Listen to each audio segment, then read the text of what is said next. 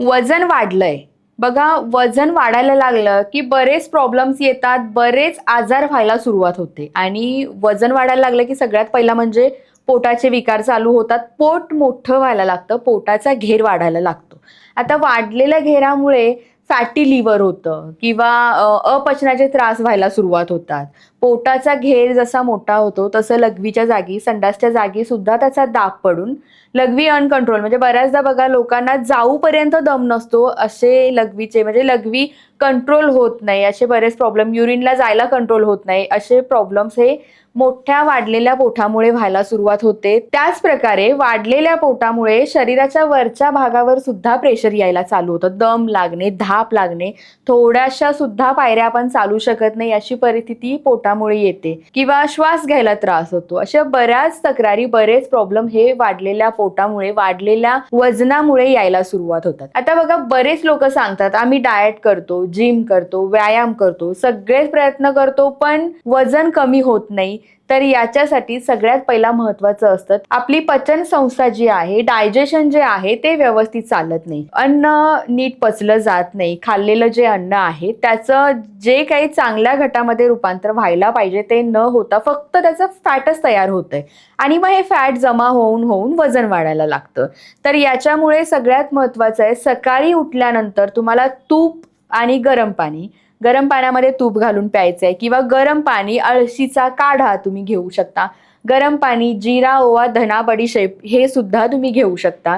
गरम पाणी आणि कढीपत्त्याचा काढा घेतला तरी जी आपली अग्नी आहे ती व्यवस्थित होते, पचन व्हायला व्यवस्थित सुरुवात होते.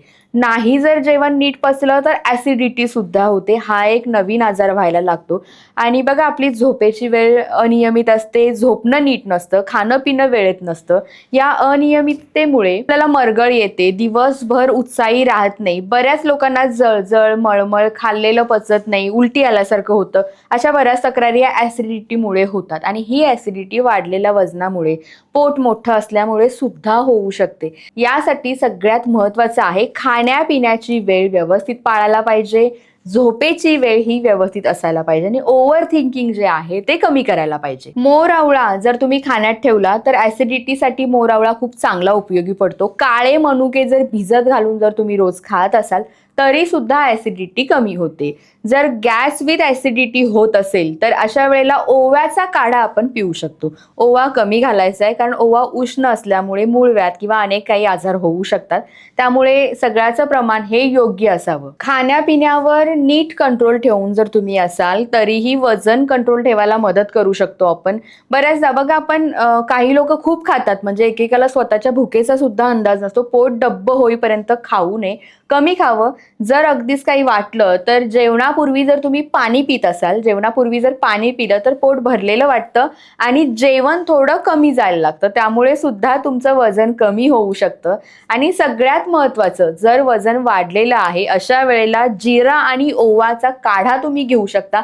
1 चमचा जिरा आणि 2 चिमट ओवा जर तुम्ही घातला, कडक उकळवलं, 1.5 ग्लास पाण्यामध्ये जर हे घालून जर तुम्ही कडक उकळवलं आणि त्याचा 1 ग्लास करून रोज सकाळी उठल्यानंतर अनाशापोटी हा काढा थोडा गरम असताना पिला आणि 15 मिनिटं जर तुम्ही फास्ट चालत असाल तरी सुद्धा तुम्हाला एक 8 ते 10 दिवसामध्ये फरक लक्षात यायला लागतो. पण हे नियमित करायला हवं, थोडासा व्यायाम असायला हवा. याच्यामध्ये वजन कमी होऊ शकतं, जेवण चांगलं पचू शकतं आणि वजन कमी व्हायला मदत होऊ शकते.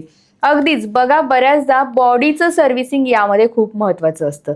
म्हणजे आपण खूप खूप वर्ष बॉडीचं सर्व्हिसिंग करतच नाही. असं असेल तर तुम्हाला बॉडीचं सर्व्हिसिंग हे करायलाच हवं. बॉडीचं सर्व्हिसिंग हे वेगवेगळ्या पद्धतीने केलं जातं. बॉडीचं सर्व्हिसिंग करायला पंचकर्मा सेंटरमध्ये जाऊन सुद्धा तुम्ही बॉडीचं सर्व्हिसिंग करू शकता किंवा घरगुती उपायांमध्ये जर म्हटलात तर 3 दिवस सलग तुम्हाला पातळ ताक प्यायचंय, अगदी पातळ ताक. भूक लागली, तहान लागली, काही जरी असेल तरी सुद्धा तुम्हाला फक्त 3 दिवस ताकच प्यायचं आहे.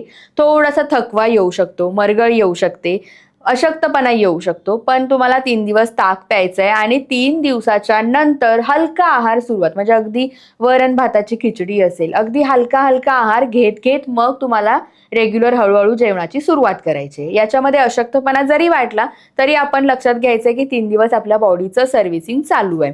आणि जर हे करायला काही त्रास वाटत असेल, 3 दिवस उपाशी राहणं जमत नसेल तर तोडकर संजीवनीचा आरोग्य संजीवनी हा एक काढा आहे, हे एक लिक्विड आहे ज्याने बॉडीचं सर्व्हिसिंग केलं जातं कोणत्याही पथ्य पाण्याशिवाय. हे तुम्ही रोज सकाळी घ्यायचं आहे. त्याच्यानंतर तुमचा रोजचा आहार सगळ्या गोष्टी केल्या तरीही चालतं. हा काढा 6 महिन्यातून एकदा घेतल्याने बॉडीचं सर्व्हिसिंग होणार आहे. पंचकर्म सेंटर्समध्ये किंवा काहीही करायची गरज याने पडणार नाहीये. हा काढा तुम्ही घेऊ शकता.